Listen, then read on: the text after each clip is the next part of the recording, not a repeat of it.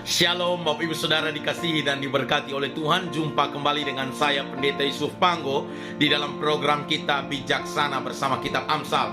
Bapak Ibu Saudara dikasihi dan diberkati oleh Tuhan. Amsal kita pada kesempatan ini terdapat di dalam Amsal pasal 23 ayat 17 hingga ayat yang ke-18. Amsal pasal 23 ayat 17 sampai ayat yang ke-18. Firman Tuhan berkata, "Janganlah hatimu iri kepada orang-orang yang berdosa, tetapi takutlah akan Tuhan senantiasa, karena masa depan sungguh ada dan harapanmu tidak akan hilang." Saya baca di dalam beberapa terjemahan yang lain, dikatakan, "Janganlah iri hati terhadap orang-orang jahat, tetapi hendaklah engkau senantiasa hormat akan Tuhan, karena sesungguhnya engkau mempunyai harapan dan masa depan yang gemilang." Kemudian Bapak Ibu Saudara dikasihi dan diberkati oleh Tuhan, di dalam terjemahan versi mudah dibaca dikatakan, "Janganlah cemburu terhadap orang jahat, tetapi tetaplah menghormati Tuhan. Ia akan memberikan sesuatu yang kau harapkan, yang tidak mengecewakanmu." Bapak Ibu Saudara dikasihi dan diberkati oleh Tuhan, Amsal mengingatkan kita pada hari ini. Mungkin di dalam pengiringan kita mengikuti Tuhan, kita melayani Tuhan, seringkali kita diperhadapkan dengan situasi keadaan yang membuat kita pada akhirnya membanding-bandingkan. "Tuhan, saya sudah melayani Tuhan, tetapi kenapa saya terus mengalami kemalangan ini? Tuhan, saya sudah setia mendukung pekerjaan Tuhan, tapi kok hidup saya mengalami berbagai macam tantangan pergumulan?" Firman Tuhan memberikan suatu jaminan kepada kita bahwa tetaplah menghormati Tuhan, tetaplah setia kepada Tuhan. Jangan engkau iri hati, karena iri hati itu muncul karena apa? Anda membandingkan. Mungkin engkau berkata, "Tuhan, kok teman saya yang tidak tahu gereja hidupnya sepertinya baik-baik saja, ya. Teman saya yang tidak setia dengan Tuhan hidup dalam persinahan mungkin, kemudian hidup di dalam percabulan, ya.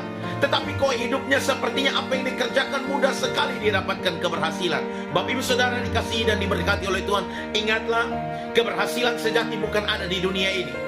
Sebagai orang Kristen, sebagai orang percaya, jangan mengukur segala sesuatu hanya bersifat materi, berkat yang ada di dunia ini. Karena Tuhan Yesus berkata bahwa janganlah engkau mengumpulkan harta di dunia, karena ngengat dan karat, ya, merusaknya, pencuri membongkar serta mencurinya. Ya, bahkan dengan bencana alam, ya, harta kekayaan kita bisa hilang lenyap. Tapi Tuhan Yesus berkata, kumpulkanlah hartamu di surga, di mana pencuri tidak dapat mencurinya, ngengat dan karat tidak dapat merusak.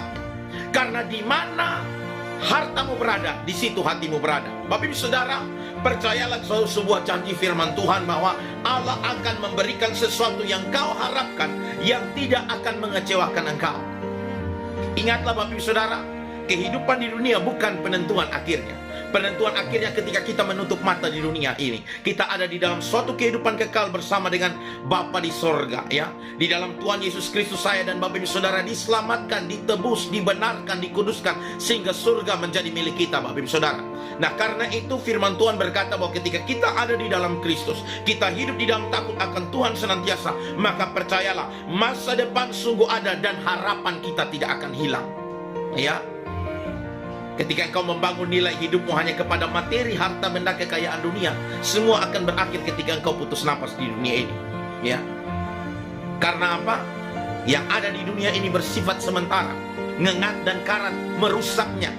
Pencuri membongkar, pelaku kriminal membongkar serta mencurinya. Bahkan dengan bencana alam datang, habis, ya. Tapi kumpulkanlah harta di sorga. Harta di sorga bersifat kekal, yang dimana masa depan kita akan sungguh ada dan harapan kita tidak akan hilang. Hormati Tuhan, setia kepada Tuhan. Nanti Anda akan lihat di akhir hidupmu, di akhir perjalananmu, percayalah Allah akan menolong menyertai engkau, dan firman Tuhan memberikan suatu jaminan. Masa depan sungguh ada dan harapanmu tidak akan hilang. Tetap setia, jangan iri hati dengan keberhasilan orang fasik, karena semua itu hanya sementara di dunia ini. Tapi percayalah Bapak Ibu Saudara, harapan orang benar, harapan orang yang takut akan Tuhan, percayalah tidak akan pernah mengecewakan. Dan percayalah masa depan kita ada, yaitu kita akan hidup bersama kekal di surga mulia. Tuhan Yesus menolong, menyertai, memberkati kita.